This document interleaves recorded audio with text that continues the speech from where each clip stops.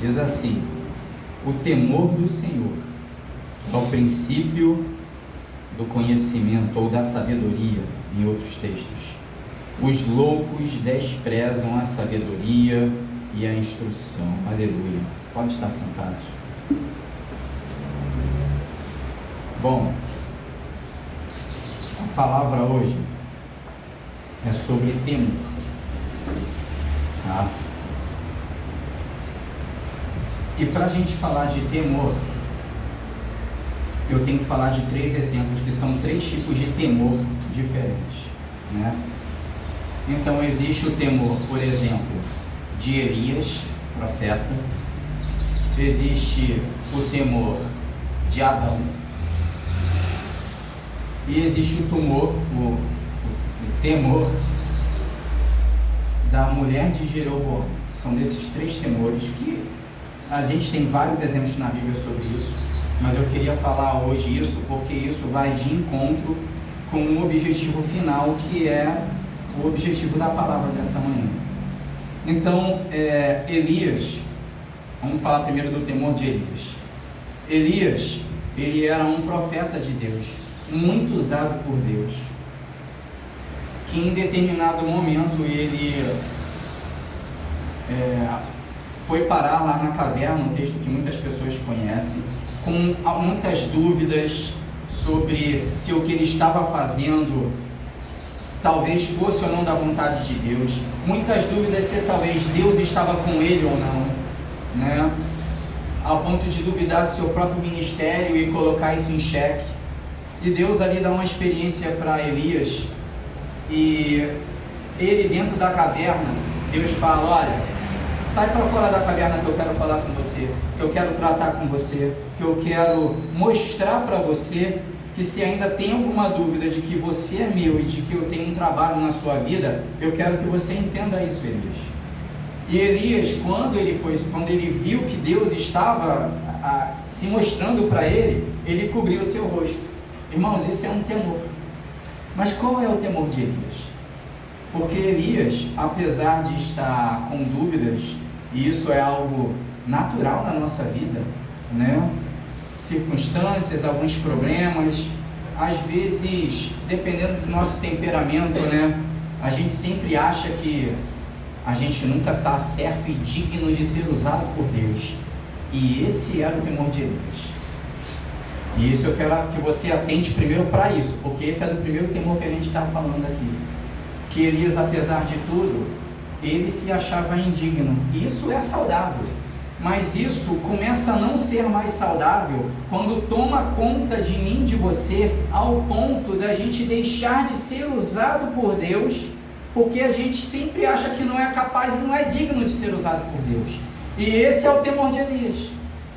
Porque ele cobriu o rosto ali, e a dúvida que ele teve, nada que eu também já não tenha tido, né?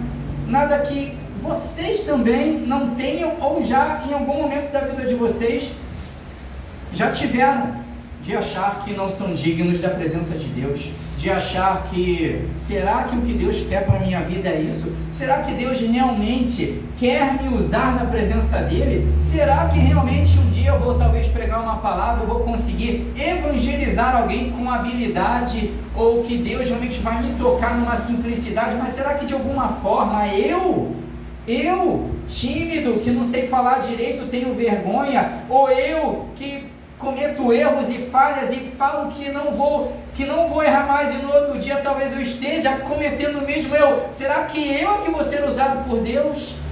Esse foi o temor de Elias. É um zelo que é saudável, sim, Deus espera isso de nós, mas não pode tomar conta de nós ao ponto de ser um empecilho de Deus usar as nossas vidas. E esse é um primeiro temor, porque Elias era um grande homem de Deus, e mesmo assim aquilo começou a tomar conta da vida dele. Precisou Deus ir lá e puxar ele e mostrar o poder dele. E como Deus fez isso? Deus mostrou primeiro o poder dele, né? Primeiro Deus foi lá e veio um vento que as rochas quebravam ao meio. Depois veio ali um terremoto. Depois fogo. Mas Deus não estava no meio daquilo. Por quê? Porque Deus primeiro falou para Elias: olha, está aqui, esse sou eu Sou o general dos generais. Eu sou aquele que não perdeu uma batalha na sua vida. Eu sou cheio de poder. Eu sou Deus, fogo consumidor, que zela pelos seus. Esse é o meu poder, mas eu ainda não estou aqui. Eu só estou te mostrando quem eu sou. Mas quando Deus falou com Elias, Ele não falou no meio desse poder. Foi o quê? Uma voz mansa e delicada que falou com Elias. Por quê, irmãos? Você vai ser usado, muitas das vezes, cheio de poder e ousadia. Creia nisso, porque isso vai acontecer. Mas muitas das vezes, Deus vai usar você na simplicidade. Deus vai usar você na mansidão, no caráter, no testemunho. Ou então abrindo a boca de uma maneira tão simples e fácil de ser entendido, que não tem como aquela pessoa que você está falando com ele se render ao poder de Deus, que ele sabe que está atrás da tua vida. Então esse é um primeiro temor. E aí a gente vai lá para o temor de Adão agora. Tudo bem, Adão foi criado por Deus, vivia com Deus, tá? Por séculos, porque ele só se tornou um mortal quando o pecado veio ao mundo. Então sabe-se lá quanto tempo Deus tinha aquela intimidade diária de todos os dias, literalmente conversar com Adão. Mas em determinado momento, todo mundo sabe da história, Adão pecou, né? E quando Adão ele pecou, ele primeiro entendeu o erro que tinha feito, a burrada que tinha feito, né? Depois ele pegou lá umas folhas de figueira, fez um aventalzinho para cobrir lá a sua nudez, ele e Eva, porque antes eles eram tão puros que aquilo ali nem gerava maldade no coração deles. Mas depois que o pecado entrou no mundo, e até hoje ele está aí, isso gerou uma mudança de comportamento do homem frente à presença de Deus, e foi isso que o pecado fez na vida de Adão. E Adão fez aquilo para ele, e quando Deus mais uma vez foi falar com Adão, procurou por Adão e não achou. Mas é claro, né, que Deus sabia muito bem aonde Adão estava, que Deus sabia muito bem o que Adão tinha feito, e que Deus não faz nada, nem uma pergunta ao tio, uma vírgula, sem um propósito específico. E ele chamou Adão mesmo sabendo onde ele estava, né? Assim como um pai, às vezes a gente sabe a besteira que o nosso filho fez, mas a gente já faz a pergunta sabendo mais ou menos a resposta que vai vir, já sabendo que a gente vai falar depois. Vida de pai é assim, e o nosso pai faz isso com a gente também. Nosso Pai Celestial, Ele sabe a criancinha que a gente é, o que a gente vai falar, e Ele já tem a resposta certa para poder botar a gente no eixo de novo. E Ele foi lá e falou com Adão: Adão, cadê você? Adão, cadê você? Aí Adão: estou aqui, né? Escondido. Cadê? Estou aqui. E aí Adão apareceu lá, diferente. Não estava mais nu, agora estava coberto, né? E ali Adão teve um temor. Mas qual foi o temor do Adão? O temor do pecado. Mas é um temor do pecado junto com arrependimento. Porque ele fez o que fez, e ele reconheceu que ele tinha feito algo que não era de Deus, e ele teve vergonha de se apresentar diante de Deus. E Deus retratou com Adão. Como é que Deus retratou com Adão, né? Ele pegou um cordeiro, né? Interessante, né? Pegou um cordeiro, e com aquele cordeiro ele fez vestes novas para Adão e recobriu ele com aquelas vestes, né? Então, se ele pegou um cordeiro e tirou a pele do cordeiro para fazer vestes, irmãos, o cordeiro foi morto, né? Então, ali foi o primeiro ato, já simbolizando o que Jesus fez por nós para a redenção do pecado do homem. O pecado veio imediatamente, Deus já começou o plano de redenção na vida do homem através do cordeiro, que lá na frente seria o Cordeiro de Deus. Mas para isso acontecer, houve o temor, houve o arrependimento. Adão se arrependeu, com certeza. Claro, não teve mais a vida que teve, porque para cada pecado que nós cometemos, Deus perdoa, mas vão existir consequências. Então, dependendo do pecado, vai haver determinada consequência. Mas ainda assim Deus vai estar conosco, fazendo enfrentar a consequência daquele nosso pecado, para a gente sempre lembrar ter temor, mas agora ter uma aliança renovada com Deus. Então esse foi o temor de Adão. O temor de Adão é o temor do pecado, mas é um pecado onde nós cometemos o erro, sabemos o que fizemos e estamos dispostos a voltar atrás, estamos arrependidos. E existe o pecado da mulher de Jeroboão, né? Então, só para recordar aqui, Davi, o seu filho Salomão, por erros, teve o seu reino dividido, né? Então, uma parte do reino ficou com Roboão, que era filho de Salomão, e uma outra parte do reino ficou com uma outra pessoa, chamada Jeroboão. Então, foi o primeiro rei de um reino dividido, que não era da vontade de Deus, né? Pelo pecado que isso aconteceu. E Jeroboão, apesar de ter tido experiências maravilhosas, a conversão dele e o chamado dele para ser rei, foi algo que, se você pegar para ler, você vai entender, nossa, houve um erro aqui, mas Deus levantou um homem e fez promessa para ele e falou, olha, eu vou ser contigo, eu vou estar ao seu lado, assim como eu fui com Davi, eu vou ser com você. Mas ele não entendeu esse chamado, e ele deixou expectativas, e ele deixou coisas que aos olhos humanos ele viu que talvez aquilo pudesse ser um problema, e que talvez ele perdesse o reino por conta daquilo tomar conta dele, e fez coisas que a partir dali nunca mais aquele reino foi o mesmo, e cometeu pecados horríveis, idolatrias e daí por diante. E em determinado momento da vida dele, o filho dele, Abias, o nome do filho dele, morreu não, ficou doente. E ele falou assim para sua mulher, olha, faz o seguinte, se disfarça, tá? Cobre o teu rosto, põe uma veste que não é real, você faz de uma pessoa simples, você vai lá em tal lugar, que lá tem um profeta chamado Aías, e esse cara, esse profeta foi o mesmo profeta que há anos atrás, Deus através dele falou comigo e disse que eu ia ser isso e isso, e que me levantou como rei.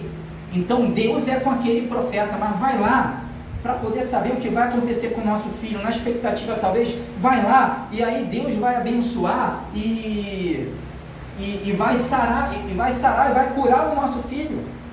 Então ele mandou a esposa dele lá, disfarçada, mas querendo uma bênção da parte de Deus, em meio a um pecado que ele estava ainda cometendo, e não estava arrependido. Esse é outro tipo de temor, é o temor do pecado sem o arrependimento.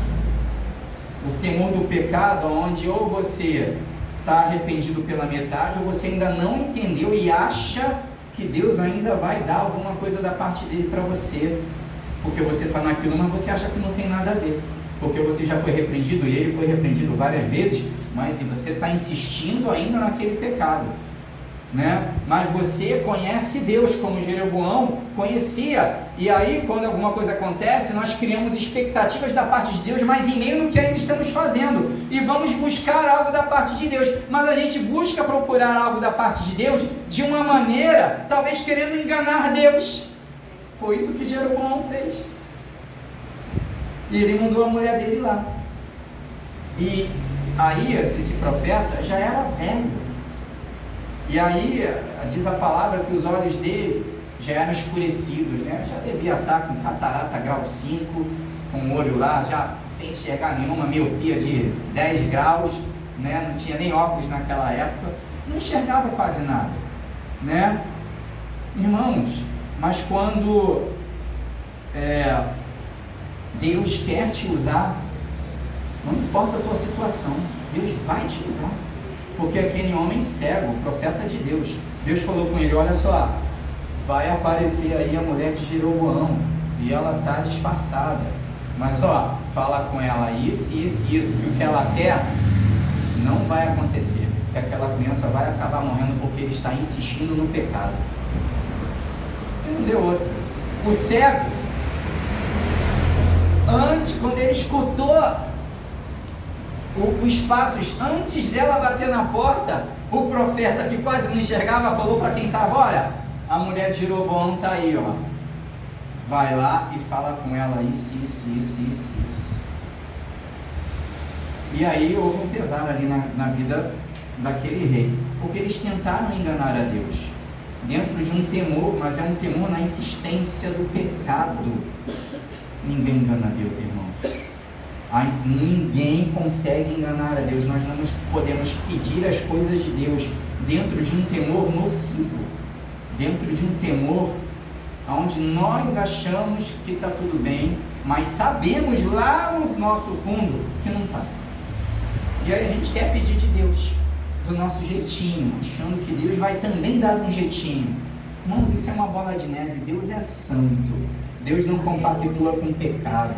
O espírito que há em mim e a você tem ciúmes, e se ele tem ciúmes, ele fica triste, ele fica chateado. Deus tem sentimentos sim, ele te ama, ele te quer, mas ele sente quando você sente. Ele fica chateado e triste quando você erra com ele. Mas da mesma maneira como uma criança pede perdão de coração, e a palavra diz, buscar-me-eis e me encontrareis, quando me buscareis de todo o coração. Deus não consegue olhar para você pedindo um perdão genuíno e não te perdoar. Então esse foi o temor da mulher de Jeroboão. E a gente tem esses 3 tipos de temor. O temor de Elias, um temor que talvez... Qual é o teu temor aqui essa manhã? Qual é o teu temor dos últimos dias? Porque isso vai diretamente, o que eu estou falando aqui, vai de encontro diretamente de como Deus quer nos usar e o que nós estamos fazendo para Ele. E eu acredito que se nós estamos aqui ouvindo uma palavra, ouvindo um louvor, é porque nós estamos numa posição que nós não queremos ser meros espectadores, irmãos. Eu acredito isso aqui, que nenhum de vocês aqui querem ser meros espectadores. Vocês querem sim, assim como eu, serem usados por Deus, ter o prazer de uma vida ser convertida, porque alguma coisa saiu de nós e essa pessoa deu crédito e hoje ela tem algo de Deus dentro dela por um legado seu. Não tem coisa mais maravilhosa do que isso. Eu sei que todos aqui querem. Mas o temor do Senhor, se ele não for administrado da maneira correta, cria um empecilho de Deus usar a gente. Porque o temor do Senhor genuíno e verdadeiro é você saber que é um pecador, que você erra, você ter sobre a sua vida a primeira bem-aventurança que diz: bem-aventurados os humildes de espíritos, né?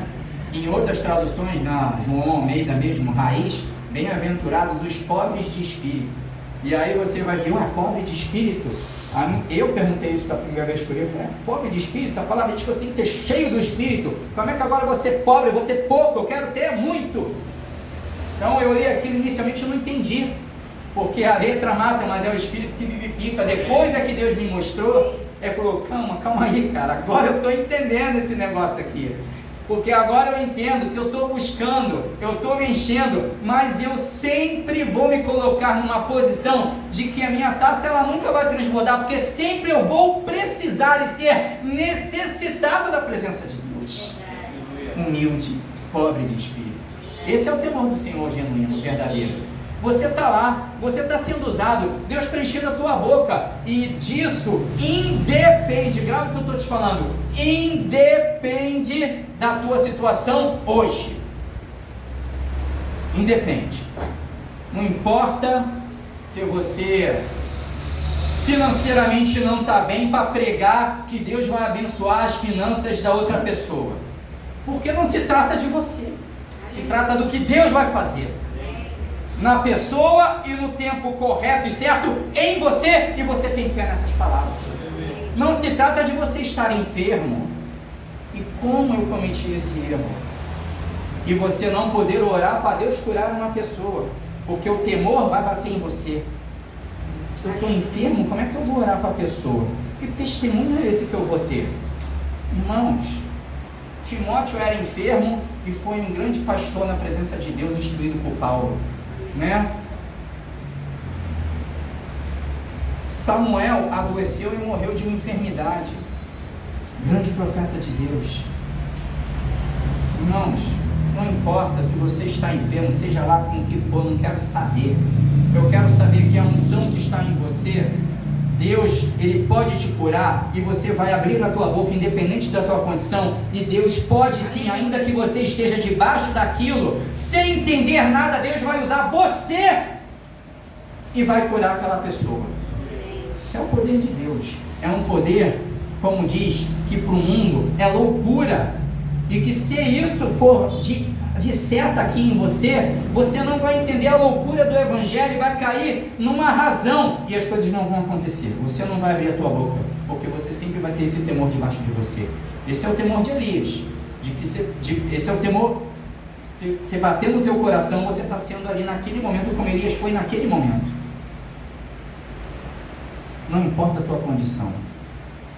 Eu digo para você, em nome de Jesus, que vocês aqui têm plena capacidade de pregar o Evangelho genuíno e fazer as coisas acontecerem na vida do teu próximo e da pessoa que você quer que aconteça. É isso. Não importa se você ainda está num processo. Paulo estava num processo e de um dia para o outro, de um dia ele era assassino e no outro dia ele era um servo de Deus. Imagina se também o temor cair. Ai não, porque eu fiz muita coisa ruim. Ai meu Deus do céu, não, calma aí, eu tenho que primeiro mexer um pouco, eu vou esperar um pouquinho. Claro, Paulo, ele ficou um tempo buscando a Deus, mas não pense que ele ficou calado lá não. Não pense que ele ficou calado lá não, tá? Não deixa isso cair no seu coração não, tá bom? Pedro negou Jesus, e ele podia ter falado assim: eu nunca mais eu vou conseguir, Senhor, eu neguei o teu nome. Talvez isso esteja no teu coração: Senhor, eu sou igual Pedro, eu falo que eu vou ser contigo, mas todo dia eu erro, mas todo dia eu falo que eu vou fazer e não faço, Senhor. Imagina se Pedro pensasse assim. Mas eu tenho certeza que ele pensava, e não é errado você pensar. Errado é você deixar isso tomar conta de você e não deixar Deus fazer o que Ele tem para fazer na tua vida, na vida de outra pessoa. Porque Pedro, se deixasse tomar conta da vida dele, toda vez que ele fosse orar, falar para uma pessoa ser firme em Jesus, ele ia deixar aquilo tomar conta dele, ele não ia ter forças para orar. Mas ele esqueceu, como depois Paulo falou em Coríntios: agora você está em Cristo, as coisas velhas se passaram, eis que tudo se fez novo, e Deus agora está em você. E isso independe da tua situação, de quem você é e da tua habilidade humana, porque é totalmente dependente da graça de Deus, do poder e do que Ele quer fazer com você.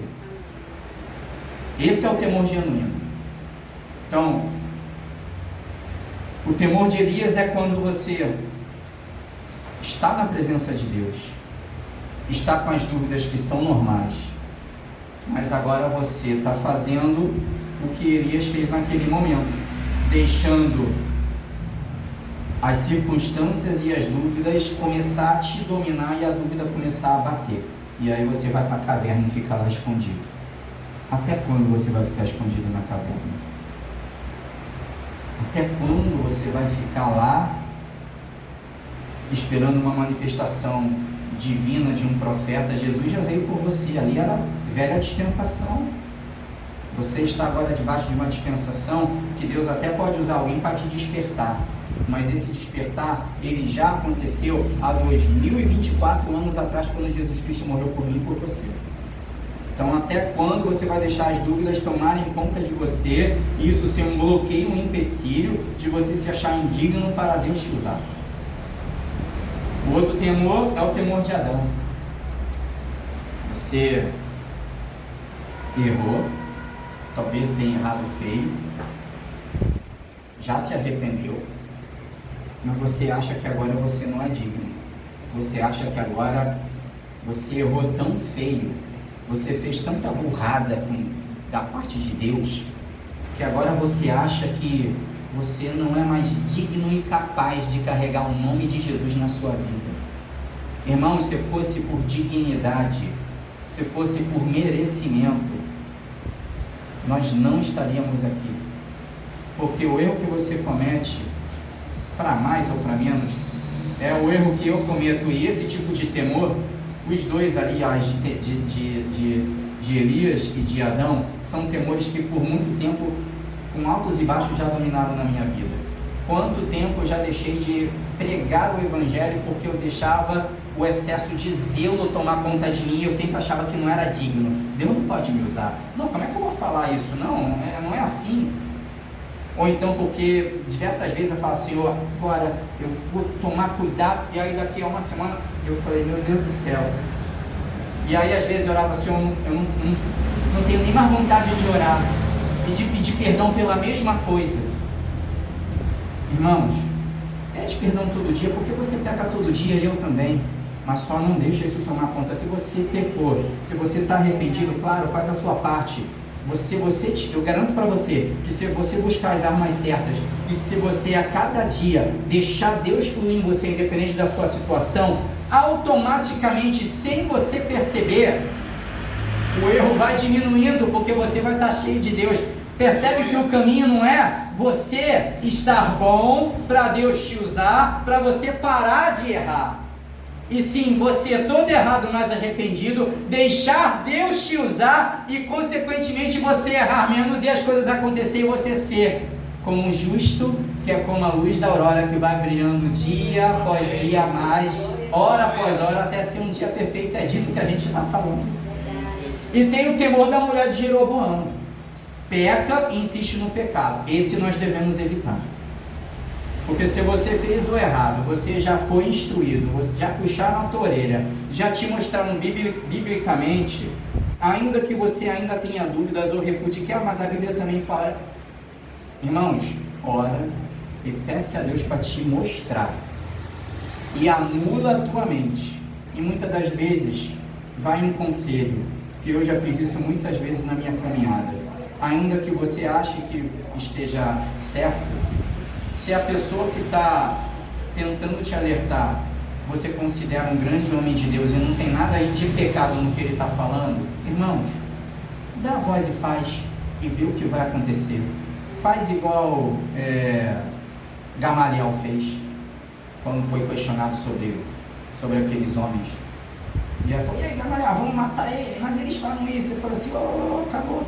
Olha, vocês não falam, vocês detestam ele, falam que eles não são de Deus, não é isso? Falam que eles são hereges. Tudo bem, então vamos fazer o seguinte, já a sabedoria, irmãos. Já que vocês falam que Deus não é poderoso e Deus não faz o que quer, deixa isso quieto então, porque se for de Deus, né, e eles estiverem no pecado, irmãos, ninguém pode ir contra Deus. Eles vão perecer e vocês não vão precisar fazer nada. Agora, cuidado, já que vocês falam tanto de Deus aí, se isso aí for de Deus, vocês aí estão lutando contra Deus, vocês não vão conseguir se calarem. Deus usou aquele homem e não teve vencedor certo ou errado. Deus foi o vencedor. E na minha vida e na sua vida, ele fala assim, vocês não são vencedores, vocês são mais do que vencedores. Mas o maior vencedor, quando você vence, é Jesus Cristo, o Filho de Deus que está em você. E é isso, irmãos. O temor tem que ser usado, nós temos que ter. Mas ele não é um empecilho de Deus usar a gente. E Deus quer usar a gente. Ontem, eu tive uma experiência muito maravilhosa. Noraci e Mário estavam lá, né? Porque isso que eu estou falando são coisas que durante muito tempo tomaram conta de mim também. E quanto tempo eu não fiquei parado, né? Porque, entenda, não necessariamente você pregar significa que você está se movimentando. E eu senti a necessidade de que, calma aí, eu quero mais, queira mais para a sua vida também. Queira ser usado, não tem coisa mais maravilhosa do que isso. E ontem a gente participou de um culto, onde no fim do culto, gente, para onde eu olhava todos chorando. Não foi, Nora? Uma coisa assim que eu senti uma coisa, mas por quê? Porque nós nos deixamos levar por esse sentimento. A gente largou a vergonha, largou o temor, largou o sentimento de que talvez a gente não seja capaz, e deixamos Deus fluir no meio da gente e abrimos o nosso coração, e no fim Deus foi tocando aquelas vidas ali e foi um mover, uma coisa que, com toda sinceridade, fazia tempo que eu não sentia isso. E pregando a palavra, fazia tempo que eu não sentia isso. Irmãos, não se enganem. Não se enganem. O que talvez seja a dúvida de vocês, pode ser a minha também. Mas se a gente deixar vergonha, timidez, medo, né? Se a gente deixar o temor indo para um lado que não é o temor genuíno, tomar conta da gente, isso ser um bloqueio, né? De você ouvir algo na tua cabeça e achar que aquilo é uma besteira, de você sentir quando a pessoa vai falar, você sentiu a vontade de falar e você acha que não é capaz, você acha que não vai conseguir, você acha que não é de Deus, que é da sua cabeça. Irmãos, você botou na tua cabeça, fala, irmãos. Você tem algo ali incomodando você para falar, não se bloqueie. O que você vai falar está dentro da palavra de Deus. Deixa Deus falar, irmãos. Não importa o quanto vão duvidar de você. Você falou. Algumas vidas não vão dar valor ao que você falou. Nada que não tenha acontecido com os profetas e os homens de Deus. E outros, irmãos, você vai ter experiência que quando as pessoas tiverem experiência com vocês vão entender, primeiro, que Deus está te usando e que você vai sentir algo que você nunca sentiu, porque não tem coisa mais maravilhosa do mundo do que você ser usado por Deus e vidas se quebrantarem através da tua boca, de algo que Deus mandou você falar, e você vai entender que Deus está naquele negócio e você vai ter mais força. Porque quando você faz isso, você vai estar alegrando Deus. Deus vai estar olhando lá, alegre de ter usado a tua vida. E aí a gente vai se lembrar lá de Neemias 8, que quando o povo estava buscando a palavra de Deus, ainda em meio a uma tristeza, era um misto de alegria e tristeza, porque eles estavam arrependidos. Neemias falou, gente, pode chorar, mas olha, esse choro, ele não pode ser de tristeza não, que seja de alegria, porque hoje vocês estão arrependidos, hoje vocês entenderam, hoje vocês vão fazer diferente, e Deus está alegre, e a alegria do Senhor é a nossa força. Quando Ele se alegra com você, quando você se deixa ser usado, Deus fica alegre, porque Ele quer usar todos na sua presença. Então, que aqui, nessa família que está se formando, né? Como o Vitor falou aí, que ano que vem vai ser algo diferente, né? Não sei o que ele tem em mente, o que Deus falou com ele, né? E eu creio que o Vitor é um grande homem de Deus. Então, seja na rua, seja no seu trabalho, seja com seu pai, com a sua mãe, com a sua família, seja com seu esposo, com a sua esposa, seja com seu filho, seja na rua, dentro de um ônibus, irmãos, fala de Deus, respire Deus, tem atitudes de Deus, gestos de Deus, sorriso abre porta, irmãos, sorriso abre portas.